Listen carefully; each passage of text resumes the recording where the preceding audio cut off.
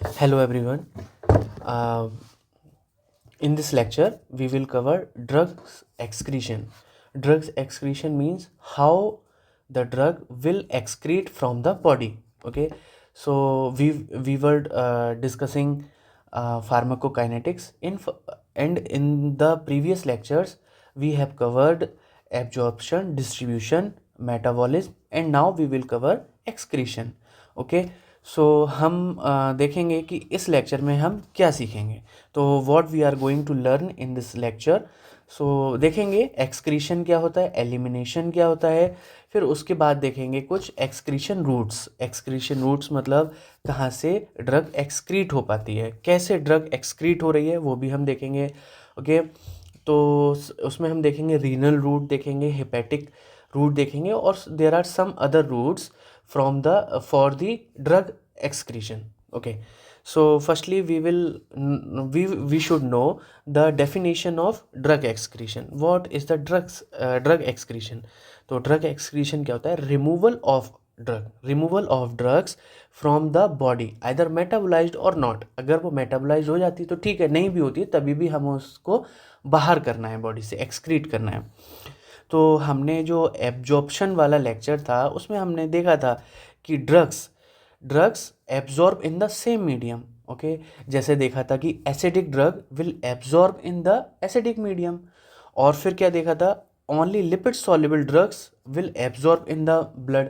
तो जो lipid soluble drugs थी वही एब्जॉर्ब हो रही थी, और जो वाटर सॉल्युबल ड्रग्स थी those drugs are not absorbing in the blood. Okay, तो हमने देखा एब्जॉर्प्शन में ड्रग एब्जॉर्ब हो रही है सेम मीडियम में, और लिपिड सॉल्युबल ड्रग हो रही हैं एब्जॉर्ब. और ठीक है, चलिए अब हमें एक्सक्रीशन में क्या करना है, हमें एक्सक्रीशन कराना है. तो एब्जॉर्प्शन के बाद इसका हमें सेम अपोजिट कर देना है. क्या कि जो ड्रग्स हैं एब्जॉर्ब हो रही हैं सेम मीडियम में, उसको हमें डिफरेंट मीडियम में कर देना है. कैसे कि कोई ड्रग एसिडिक है, अगर वो एसिडिक ड्रग का जो मीडियम है वो बेसिक हो जाए तो क्या होगा, वो सिंपली आउट हो जाएगी बॉडी से, यानी एक्सक्रीट हो जाएगी. ओके, फिर क्या है, ओनली लिपिड सॉल्युबल ड्रग्स, यानी ओनली लिपिड सॉल्युबल. अगर कोई लिपिड सॉल्युबल ड्रग को आप वाटर सॉल्युबल कर देते हैं, या वाटर सॉल्युबल ड्रग्स होती हैं वो एक्सक्रीट हो जाती हैं. ओके, तो हमने इतना समझा कि ड्रग्स को डिफरेंट मीडियम में अगर कर देते हैं तो वो आउट यानी एक्सक्रीट हो जाती हैं, और water soluble drug will also excrete from the body. हाँ, तो हम देखेंगे कि एक्सक्रीशन और एलिमिनेशन क्या होता है. पहले ये हमें क्लियर होना चाहिए कि what is the difference between excretion and elimination. तो मैंने यहाँ पर लिखा है एक्सक्रीशन वर्सेस एलिमिनेशन. तो एक्सक्रीशन क्या होता है, metabolic waste removal. Okay, metabolic जो वेस्ट होते हैं वो रिमूव हो जाते हैं बॉडी से. कौन कौन से मेटाबॉलिक वेस्ट हो सकते हैं, सभी को पता होता है कि पेन बदलता हूँ कुछ अच्छा सा कलर. यस, तो पता है कि CO2 होते हैं, CO2 होते हैं, और क्या होता है, यूरिया होता है, यूरिन होता है, ओके, बाइल होता है. तो these are the metabolic waste. एक क्वेश्चन मन में आता होगा कि मेटाबॉलिक वेस्ट आते कहाँ से. तो मेटाबॉलिक वेस्ट आते हैं मेटाबॉलिज्म से, यानी मेटाबॉलिज्म का मतलब कैटाबॉलिज्म और एनाबॉलिज्म. तो इन दोनों के द्वारा क्या होता है, रिएक्शंस होती हैं, ब्रेकडाउन होता है, सिंथेसिस होती है, तो उसके बाद क्या होता है, कुछ बाई प्रोडक्ट्स बनते हैं, बाई प्रोडक्ट्स. तो these by products are the metabolic waste. तो मेटाबॉलिक वेस्ट क्या हो गए, CO2 यानी कार्बन डाइऑक्साइड, यूरिया, यूरिन और बाइल. तो पता है हमें CO2 कहाँ से हम एक्सक्रीट करते हैं, पता है, लंग्स, और यूरिया किडनी से, और यूरिन भी किडनी से, और बाइल लिवर से, और फिर ये फिकस के थ्रू ये एक्सक्रीट हो जाता है. फिर क्या है, एलिमिनेशन क्या होता है, elimination is the metabolism plus excretion. Elimination is a broader term. Okay, excretion comes under the elimination. तो किसके साथ आती है, मेटाबॉलिज्म के साथ. अगर कोई ड्रग मेटाबॉलिज्म हुई है फिर एक्सक्रीट होगी. ओके, तो एलिमिनेशन में क्या होता है, अनडाइजेस्टेड फूड का रिमूवल हो जाता है लार्ज इंटेस्टाइन से. लेकिन हमें फार्माकोलॉजी में क्या देखना है, अनडाइजेस्टेड फूड तो रहेगा, प्लस हमें देखना है unabsorbed drugs. The drugs which do not absorb in the blood, तो वो क्या होती हैं, एलिमिनेट होती हैं बॉडी से। चलिए हमें समझ में आया। और ये कहाँ से होंगी, large intestine, large intestine, large intestine यानी वो रेक्टम के थ्रू। इतना समझ में आया। This is the main difference between excretion and elimination. Okay, next we are moving to excretion by different routes in the body. तो सबसे पहले जो प्राइमरी जो रूट होता है वो है रीनल रूट। रीनल रूट यानी primary route. Primary route, renal route का मतलब होता है kidney, kidney. Okay, other routes क्या क्या हो सकते हैं, लिवर हो सकता है, स्किन हो सकती है, ओके, हेयर्स हो सकते हैं। तो हम इसको अच्छे से देखेंगे। तो these are the other routes from drug will excrete. Okay, from these routes drug will excrete. Okay, तो this is the typical diagram of nephron. तो नेफ्रॉन में पता है ग्लोमेरुलर फिल्ट्रेशन होता है इसमें, ठीक है। पीसीटी के बाद डायरेक्शन होती है, फिल्ट्रेट इस तरीके से मूव करती है, फिर ये ऐसे करके डीसीटी में जाता है, फिर ये कलेक्टिंग डक्ट में जाती है, ठीक है। चलिए हम इसको समझते हैं अच्छे से। सबसे पहले हम देखेंगे रीनल रूट में ग्लोमेरुलर फिल्ट्रेशन। तो ग्लोमेरुलर फिल्ट्रेशन में क्या होता है कि जो वॉल है ग्लोमेरुलर कैपिलरी की, वो परमिट्स करती है high degree of fluid filtration. यानी कोई भी ड्रग है, या वो वाटर सॉल्युबल है या वो लिपिड सॉल्युबल है, okay, both drugs will absorb in the glomerular filtration.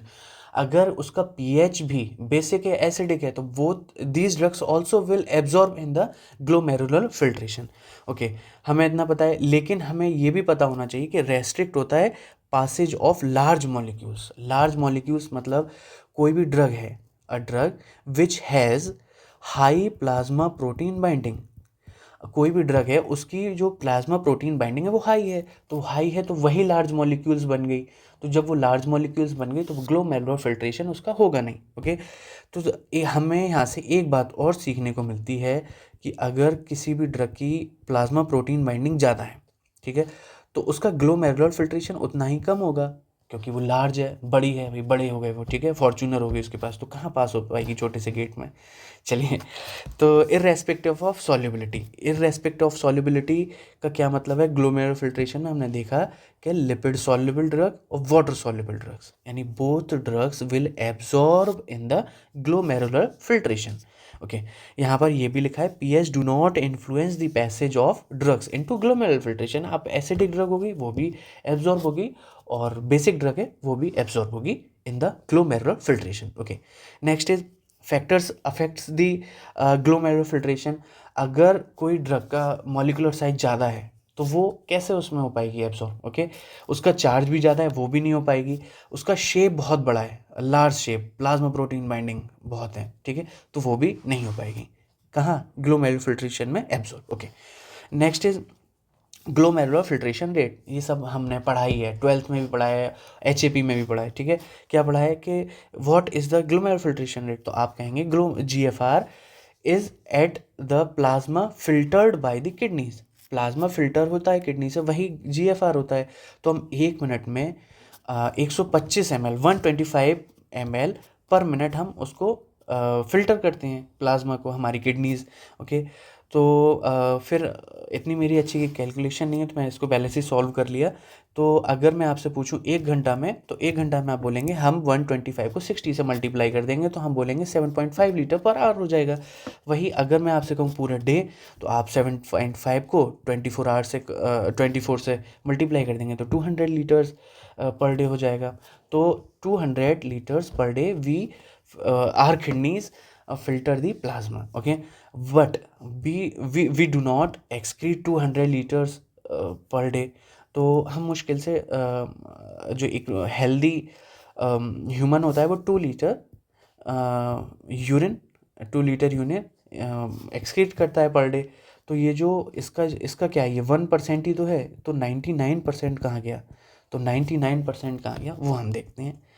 अरे ये, हाँ, एक बार फिर से देख लें, type of drugs will be filtered. तो यहाँ पर दोनों ही फिल्टर होंगे, lipid soluble, water soluble, glomerular filtration की बात हो रही है। तो हम जो 99% जो ड्रग है वो सॉरी प्लाज्मा है वो क्या हुआ, वो रीएब्जॉर्ब हो गया। रीएब्जॉर्ब कहाँ हुआ, डीसीटी में, डिस्टल ट्यूबुलर रीएब्जॉर्प्शन बोलते हैं उसको। तो इसमें हमें एक बात पता होना चाहिए कि ओनली लिपिड सॉल्युबल ड्रग, जो लिपिड सॉल्युबल ड्रग हैं वही क्रॉस कर पाएंगी मेम्ब्रेन, क्योंकि वो आ तो गई लिपिड सॉल्युबल वाटर सॉल्युबल दोनों एक साथ, लेकिन जब वो रीएब्जॉर्प्शन की बात होगी, रीएब्जॉर्प्शन की जब बात होगी तो lipid soluble, only lipid soluble drug will cross the membrane. तो वही हुआ कि उसके साथ धोखा हो गया, लिपिड सॉल्युबल के साथ वाटर सॉल्युबल भी मज़े में आ गया साथ में कि चलो आओ घूमने चलते हैं। तो लिपिड सॉल्युबल फटाक से रीएब्सॉर्ब हो गया और फिर उसको वाटर सॉल्युबल को उसने कहा चलो भाई बाहर जाओ तुम, अब हमारा साथ नहीं यहीं तक था, ठीक है। तो यहाँ से हमें पता चला कि only lipid soluble drug will reabsorb, कहाँ, डिस्टल ट्यूबुलर रीएब्जॉर्प्शन के केस में, ओके, ठीक है। अब क्या होता है कि बहुत सारी ड्रग्स होती हैं, कुछ ड्रग्स ऐसी भी होती हैं जिनका कोई एंटीडोट्स नहीं है। तो एंटीडोट्स नहीं है तो क्या होगा, कभी भी पॉइजनिंग हो जाए, ड्रग पॉइजनिंग हो जाए, ड्रग की टॉक्सिसिटी बॉडी में हो जाए, तो क्या होगा कि जिसका तो एंटीडोट है तो आप उसे दे देंगे, तो उससे क्या होगा, पेशेंट को दे देंगे, वो ठीक हो जाएगा। लेकिन क्या है कि जब किसी ड्रग का, यानी एसिडिक या बेसिक ड्रग का कोई भी एंटीडोट नहीं है, तो क्या करेंगे हम, तो उसके लिए हम करेंगे ट्रीटमेंट करेंगे उस ड्रग का, पॉइजनिंग का। कैसे, कोई भी ड्रग एसिडिक ड्रग कौन सी हम ले सकते हैं यहाँ पर, एस्प्रिन, एस्प्रिन, एस्प्रिन, एस्प्रिन का नाम क्या होता है, chemical name acetyl salicylic salicylic acid. तो एसिटाइल सैलिसिलिक एसिड क्या है, एसिड है। तो हमने अभी पढ़ा था, क्या पढ़ा था, कि कोई भी ड्रग का अगर हम मीडियम चेंज कर दें, एसिड ड्रग को अगर हम बेसिक में कर दें तो एक्सक्रीट हो जाएगी, ओके। तो वैसे ही हमें यहाँ पर करना है, क्या करेंगे हम कि एसिडिक ड्रग यानी जो एस्प्रिन है उसको हम बेसिक ड्रग में कर दें या उसका मीडियम चेंज कर दें तो वो एक्सक्रीट हो जाएगी। तो इसको कैसे करेंगे हम, इसको मैं बताता हूँ आपको कि जो ड्रग है एसिडिक है उसको हम बेसिक में करेंगे, ओके। जब बेसिक में करेंगे तो कैसे करेंगे, इसको हम कहेंगे कि यूरिन को हम एल्कलाइन कर रहे हैं, यूरिन को एल्कलाइन कर दिया। कैसे करेंगे हम ये समझते हैं, NaHCO3 सोडियम बाइकार्बोनेट की अगर वाटर से रिएक्ट कराएंगे तो क्या बनेगा, NaOH बनेगा। तो NaOH क्या हुआ, बेसिक हुआ, ठीक है। तो ये जो ड्रग थी उसको बेसिक में लाके उसको बाहर कर दिया। अब कैसे समझते हैं क्या हुआ कि जो यूरिन का एल्कलाइन हुआ, यूरिन एल्कलाइन हुआ, इसके बाद क्या हुआ, आयोनाइज्ड हो गई वो ड्रग, आयोनाइज्ड या कह सकते हैं वाटर सॉल्युबल हो गई। वाटर सॉल्युबल हो गई तो ट्यूबुलर रीएब्जॉर्प्शन नहीं होगा। जब ट्यूबुलर रीएब्जॉर्प्शन नहीं होगा तो वो ड्रग एक्सक्रीट हो जाएगी, drug will excrete from the body. तो हमने देखा कि एसिडिक ड्रग को बेसिक में किया, कैसे किया, हमने NaHCO3 सोडियम बाइकार्बोनेट और वाटर को रिएक्ट करा दिया। जब रिएक्ट कराए तो NaOH बेसिक हो गया, ओके। NaOH क्या बेसिक हो गया, फिर उससे हम यहाँ का अगर हम समराइज करें तो यूरिन एल्कलाइन किया, उसके बाद आयोनाइज्ड किया, आयोनाइज्ड हो जाएगा, वाटर सॉल्युबल हो जाएगा। और हमने पढ़ा भी था एब्जॉर्प्शन में कि our body do not like ionisation, तो वो आयंस, तो वो बाहर उसको फेंक देगी, निकलो बाहर। तो जब वो हो जाएगा तो ट्यूबुलर रीएब्जॉर्प्शन नहीं होगा, क्योंकि वाटर सॉल्युबल में ट्यूबुलर रीएब्जॉर्प्शन में हमने पढ़ा था lipid soluble drugs will absorb. जब लिपिड सॉल्युबल ड्रग ही नहीं है तो एब्जॉर्ब भी नहीं होगी। तो यहाँ पर वाटर सॉल्युबल ड्रग है या आयोनाइज्ड ड्रग है, वो एब्जॉर्ब नहीं होगी। जब एब्जॉर्ब नहीं होगी तो वो एक्सक्रीट हो जाएगी, ओके। तो हमने ये देखा कि ड्रग का पॉइजनिंग कैसे हम रोकते हैं, ठीक है, ठीक करते हैं एसिडिक में, ओके। ऐसे ही बेसिक में होता है, बेसिक में भी हम जल्दी से इसको समझ लेते हैं कि जो ड्रग है उसको जैसे बेसिक ड्रग को हम एसिडिक में कर देंगे, एसिडिक मीडियम में, तो फिर वो भी कंपैटिबिलिटी नहीं होगी। तो हम इसमें क्या कहेंगे, ड्रग को हमने एसिडिक किया, कैसे किया, NH4, ओके। NH4 से NH4 को हमने वाटर से रिएक्ट कराया, फिर क्या बना, HCl हो गया ये, ठीक है। तो फिर क्या हो गया, ये भी बेसिक को हमने एसिडिक में कन्वर्ट कर दिया। तो यही यहाँ पर हो गया। तो यहाँ पर एल्कलाइन की जगह हम लेंगे यूरिन, एसिडिक हो गया, आयोनाइज्ड हो गया, वाटर सॉल्युबल हो गया, उसका ट्यूबुलर रीएब्जॉर्प्शन रुक गया। और फिर वो फाइनली एक्सक्रीट हो गया. Okay, this how we treat the drug poisoning in acidic and basic drugs. Okay, next is proximal tubular secretion. Okay, तो प्रॉक्सिमल ट्यूबुलर सिक्रीशन में पीसीटी होता है. ओके, हमने देखा है. तो यहाँ पर पंप्स होते हैं. देर आर अ पम्प कि यहाँ पर देर इज़ अ पम्प कि यहाँ पर पंप है. तो पंप से क्या होगा कि जो ड्रग है वो यहाँ से एक्सक्रीट होती रहेगी. कैसे हम देखेंगे कि जो पंप्स होते हैं, pumps are present in PCT known as saturable pump. Saturable pump क्यों बोलते हैं इसको? क्योंकि यहाँ पर एक बार में, यानी एक बार में एक ही पास कर पाएगा या क्रॉस कर पाएगा. ठीक है, तभी हम इसको सैचुरेबल बोलेंगे. और हम बोलेंगे अनसैचुरेबल कब बोलेंगे? जब एक से ज़्यादा हो जाए. तो देखते हैं कैसे कि एक ड्रग है, एग्जाम्पल लेते हैं पेनिसिलिन. पेनिसिलिन बहुत ही कॉमन एग्जाम्पल है. पेनिसिलिन एंटीबायोटिक है. ओके, तो ये पेनिसिलिन क्या होता है कि ये शॉर्ट एक्टिंग होती है. शॉर्ट एक्टिंग, तो शॉर्ट एक्टिंग होती है तो ये पंप से निकलती जाएगी बाहर. इस तरीके से समझते हैं. यहाँ पर ड्रग पड़ी हुई है और ये इस तरीके से किडनी है, तो ये ऐसे ऐसे करके निकलती रहेगी. तो ये शॉर्ट एक्टिंग हो गई. इसका जो ट्यूबुलर सिक्रीशन है वो ज़्यादा है. अगर हम इसके साथ एक कोई और ड्रग दे दें, जैसे एक ड्रग है प्रोबिना साइड. ठीक है, ये पहले देते थे गाउट के केस में. ओके, गाउट के केस में अभी भी देते हैं. लेकिन अब ये अगर हम किसी पेनिसिलिन या कुछ सेफेलोस्पोरिन के साथ हम इसको दें तो क्या होगा, ये जो फिर इसमें ड्रग कंपटीशन होगा. अगर दो ड्रग ब्लड में है तो फिर कंपटीशन होगा. कैसे कि जो अब इसमें से जो एक गेट है उसमें से वही निकलेगा ना जिसकी ज़्यादा पावर हो, ज़्यादा हेल्दी हो या ज़्यादा मस्कुलर हो, वही निकल पाएगा. तो इसमें जो निकलेगा वो यहाँ पर निकलेगा प्रोविनिसाइड, क्योंकि प्रोविनिसाइड की टिश्यू एफिनिटी ज़्यादा है तो वो निकलेगा. तो जब वो निकलता रहेगा, एक निकलता रहेगा और पेनिसिलिन यहाँ पर रहेगी, प्रेजेंट रहेगी ब्लड में.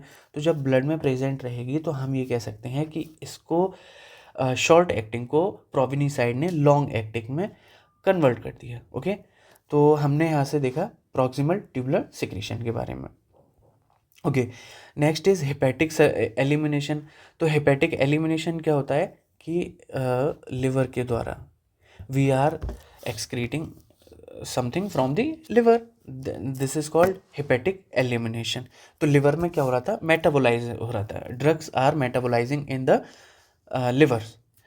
Okay, liver metabolic enzyme activities का पहला हम देखते हैं. तो हमने पढ़ा था पिछली क्लास में मेटाबॉलिज्म में CYP450. CYP450 is responsible for the metabolism of the drugs. Okay, इसके साथ साथ हमने कुछ मेटाबॉलिक रिएक्शंस भी देखी थी. मेटाबॉलिक रिएक्शंस कुछ क्या, दो ही थी, फेज़ 1 और फेज़ 2. Phase 1, phase 2. ओके, तो these reactions also help in the metabolism of drugs. ठीक है, next is hepatic blood flow. तो हेपेटिक ब्लड फ्लो से हमें पता चल रहा है कि जितना ज़्यादा ब्लड फ्लो होगा लिवर में उतना ही ज़्यादा उनका कौन सा ब्लड होना चाहिए. हम देखते हैं कि ब्लड फ्लो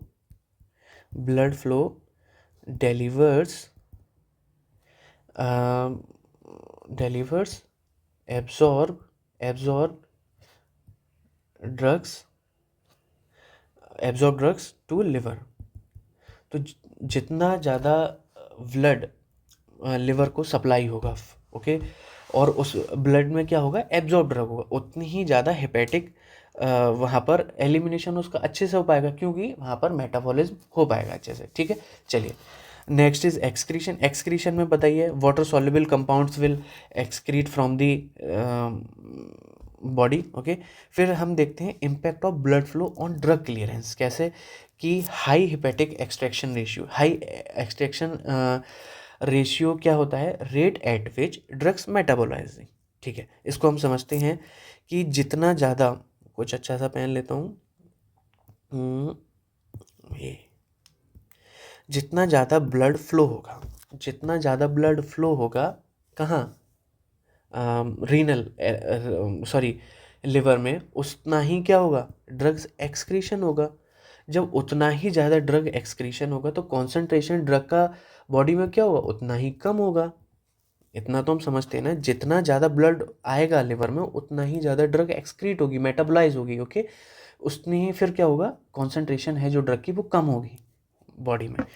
फिर हम एक कंडीशन क्या हो सकती है, जितना ब्लड फ्लो कम होगा उतनी ही ड्रग का एक्सक्रीशन कम होगा, और फिर कॉन्सेंट्रेशन क्या है ड्रग की बॉडी में वो बढ़ेगी, बढ़ जाएगी, तो इससे क्या होगा, टॉक्सिसिटी हो सकती है। ओके ओके, समझ में आया। फिर क्या है, एक्सक्रीशन बाय अदर रूट्स, कैसे सेकेंडरी एक्सक्रीशन रूट्स होते हैं, जैसे कि लंग्स होता है, लंग्स को हम बोल सकते हैं पल्मोनरी एक्सक्रीशन। तो किसके थ्रू होता है, थ्रू एक्सलेशन। अब जैसे हम जो सांस छोड़ते हैं, जैसे जब हम सांस छोड़ते हैं तभी भी हम एक्सक्रीट कर रहे होते हैं, क्या यहाँ पर एक्सक्रीट करते हैं, नॉर्मली हम carbon dioxide also excrete comes in the excretion, okay. तो इसमें वॉलेटाइल सब्सटेंसेस हम कर सकते हैं, जनरल एनेस्थेटिक जैसे हेलोथीन हो गया, अल्कोहल हो गया, तो these are excrete from the pulmonary excretion, okay. Next, skin route से क्या समझते हैं, डर्मल एक्सक्रीशन। कोई भी ड्रग है या वाटर है या सॉल्ट्स हैं, urea, lactic acid, these are excreting from the skin, तो हम बोलेंगे इसको डर्मल एक्सक्रीशन, ओके। ये हम सब जानते ही हैं कि स्किन से जब पसीना होता है, पसीना यानी स्वेटिंग कब होती है, जब होम्योस्टेसिस होता है, होम्योस्टेसिस, व्हेन होम्योस्टेसिस क्या होता है, मेंटेनिंग